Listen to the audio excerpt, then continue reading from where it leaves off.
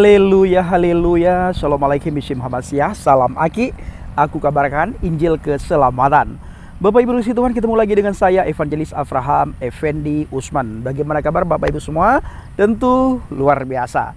Nah saudaraku, sebelumnya saya mengucapkan selamat hari Minggu, selamat beribadah. Tuhan Yesus Kristus memberkati kita semua. Teguhkan iman saudara dan pastikan diri saudara selalu berada di atas fondasi iman yang benar.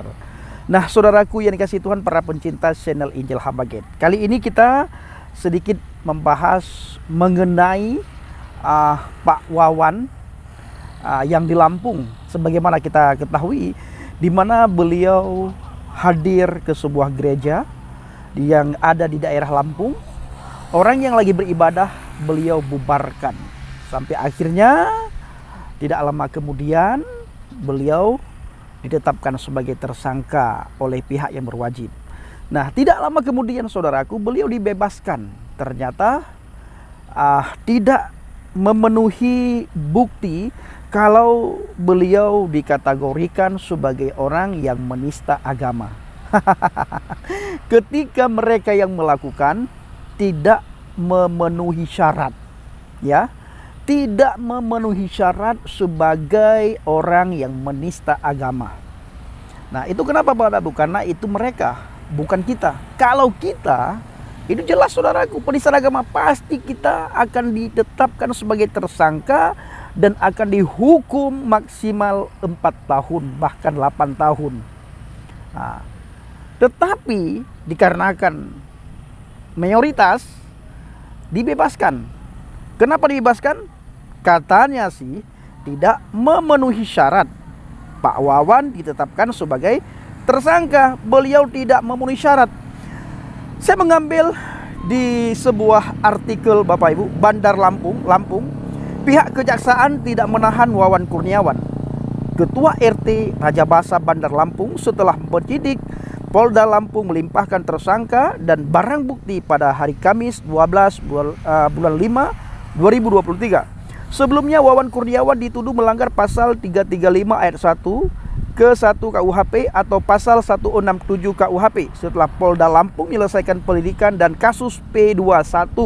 Kasus tersebut dilimpahkan ke penuntut umum pada Kejaksaan Tinggi Lampung dan kemudian ke Kejaksaan Negeri Kejari Bandar Lampung untuk disidangkan di Pengadilan Negeri Kelas 1A Tanjung Karang.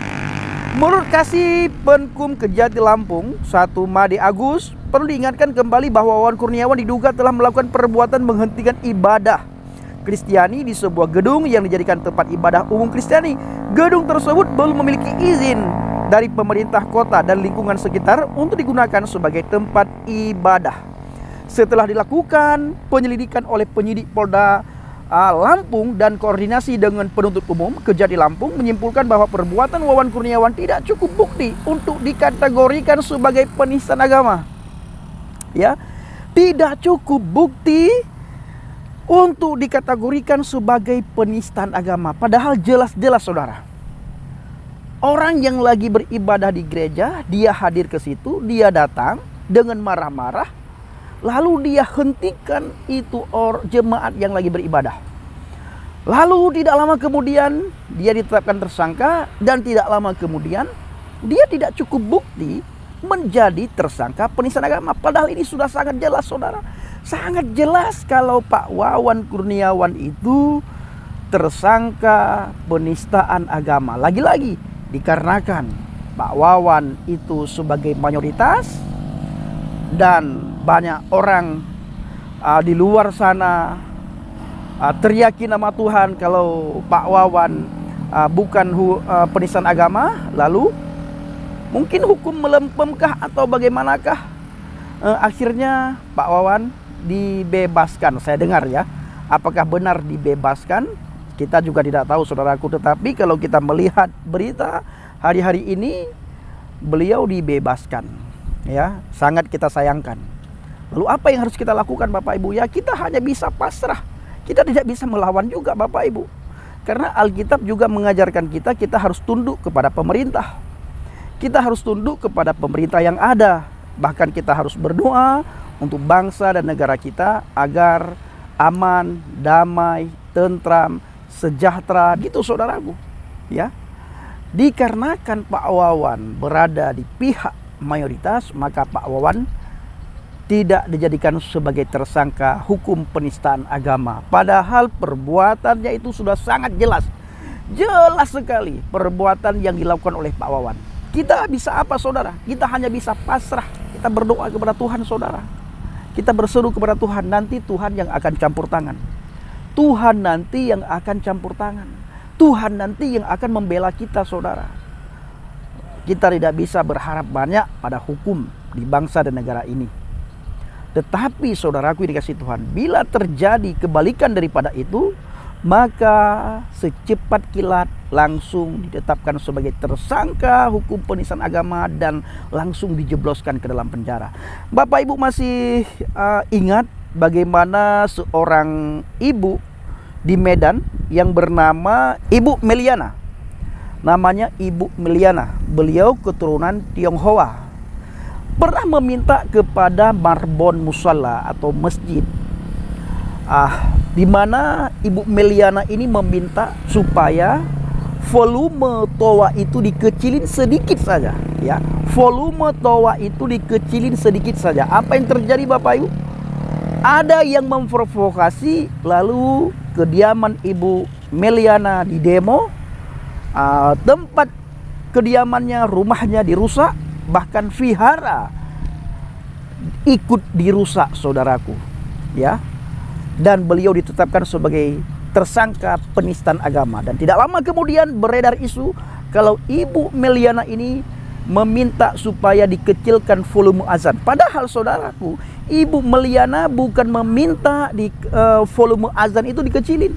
Volume toa itu diminta supaya dikecilin karena terganggu masyarakat di sekitarnya. Suara bising, terganggu aktivitas, terganggu istirahat, terganggu segala macam. Sehingga oleh masyarakat setempat ada yang berani memohon, meminta supaya suara volume toa itu dikecilin sedikit saja. Oleh pihak mereka saudaraku, mayoritas dianggap penistaan agama dan dijebloskan ke dalam penjara. Dan beliau dihukum 18 bulan kalau tidak salah saya. Nah saudaraku yang dikasihi Tuhan, inilah yang terjadi di bangsa dan negara kita. Apa yang harus kita lakukan? Ya tidak ada seperti saya katakan tadi. Kita hanya bisa pasrah, kita hanya berdoa, mengharapkan belas kasihan Tuhan. Di dunia ini mereka boleh saja bebas Bapak Ibu, tetapi nanti mereka tidak akan bisa lari di hadapan Tuhan. Mereka tidak akan bisa lari di hadapan Tuhan. Mereka tidak akan bisa lari di hadapan mahkamahnya Tuhan, di hadapan hakim yang maha adil. Ketika nanti mereka berhadap dengan hukum Tuhan, berhadapan dengan hakim yang maha adil, mereka berdiri dengan hakim yang maha adil, mereka tidak bisa melakukan apapun, mereka tidak akan bisa membela diri. Yang ada hanya ratapan, penyesalan, tangisan, tetapi semuanya sudah terlambat. Jadi saudaraku yang dikasihi Tuhan, tetap kita memberitakan Injil. Hanya dengan Injil bangsa dan negara ini aman, damai, tentram saudaraku. Karena di dalam Injil ada ajaran sangat dibutuhkan oleh manusia. Ada ajaran kasih, di mana ajaran ini yang sangat dibutuhkan oleh manusia. Di mana ajaran kasih ini bukan saja mengajarkan manusia untuk mengasihi sesama. Bahkan bila ada orang yang menghina, ada orang yang mencaci maki, ada orang yang membenci, ada orang yang memusuhi, ajaran kasih ini menuntut kita supaya kita mengasihi orang yang membenci kita, mengasihi orang yang menganiaya kita, mengasihi orang yang memusuhi kita. Berbeda dengan hukum dunia saudaraku. Hukum dunia kebalikan daripada hukum kasih.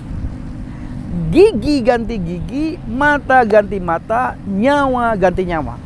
Maka kita bersyukur kepada Tuhan, di mana Yesus hadir di tengah-tengah kita, sehingga kita bisa memahami, kita bisa mengerti bagaimana kasih itu kita lakukan, bagaimana kasih itu kita terapkan, bagaimana kasih yang nyata itu kita bisa rasakan. Bila tidak Bapak Ibu, tidak ada bedanya kita dengan mereka. Seandainya Yesus tidak hadir ke dunia ini, Kita sama dengan mereka, saudaraku, sama persis.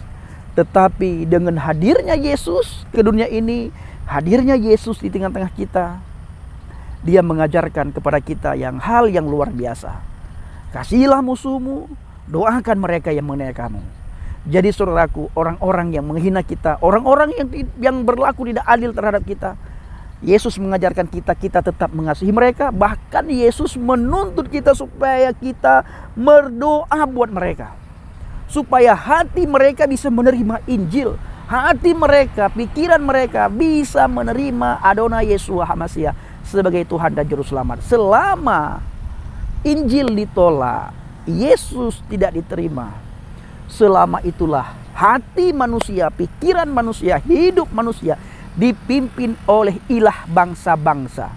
Ketika hati manusia dipimpin oleh ilah bangsa-bangsa, maka yang terjadi adalah apa yang kita lihat hari-hari ini di depan mata kita. Mereka mengasihi orang yang seiman, seagama, seakidah dengan mereka. Bila tidak seiman, tidak seakidah, tidak seagama, mereka mengasihi tetapi kasih yang pura-pura, bukan kasih yang nyata.